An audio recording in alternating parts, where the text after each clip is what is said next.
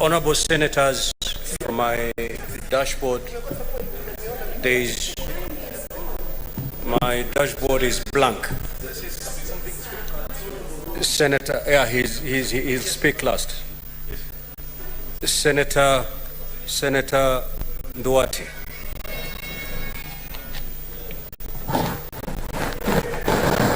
Mr. Speaker, sir, maybe the technicians need to check this because my button was on all this time. Mr. Speaker, sir, Standing Order 81B provides for the procedure to be adopted in the event of removal of a governor. Mr. Speaker, sir, it provides that the process can either be taken through plenary or by way of a select committee. Mr. Speaker, sir, in both of these two processes, none has been stated as being more superior than the other, meaning that a plenary should be as good as a select committee, Mr. Speaker, sir. In other words, Mr. Speaker, sir, if this function can be undertaken by the Senate, it can also be undertaken by the select committee. The standard of care required during the process will be the same both at the plenary and at the select committee level.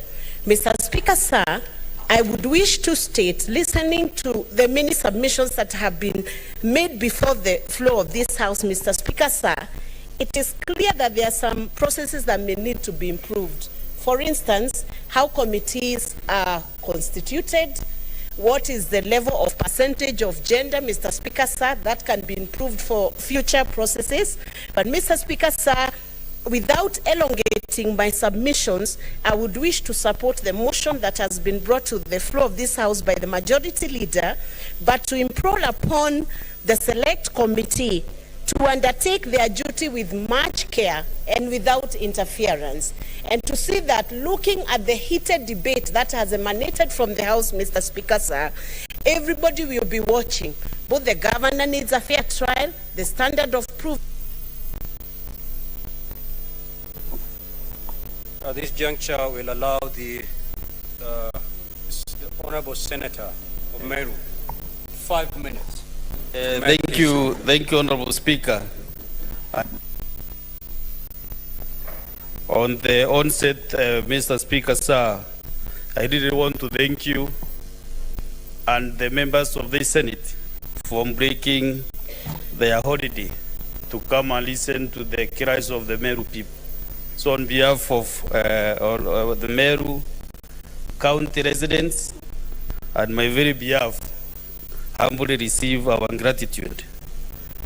The role of the Senate, Honorable Speaker, is to represent the counties. That is Article 96(1) of our Constitution. The Senate represents the counties and serves to protect the interests of the counties and their governments. Therefore, Honorable Speaker, the reason why these senators left their families, some even were outside the country, it is because they are really following the Constitution and they are really protecting and defending the Constitution. And Mr. Speaker, I wish that these impeachments don't come to this House. It's unfortunate that Meru County is the first county to be brought on this matter.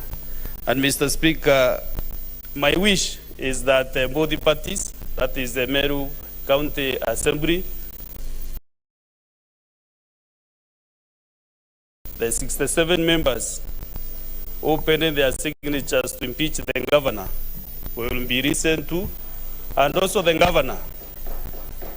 I'll really request her this time to appear before the Senate, because last week she did not appear before the County Assembly because she thought that there was a breach of the court order. But I really beg her also to appear before this committee, which will be maybe dominated today, so that also she can be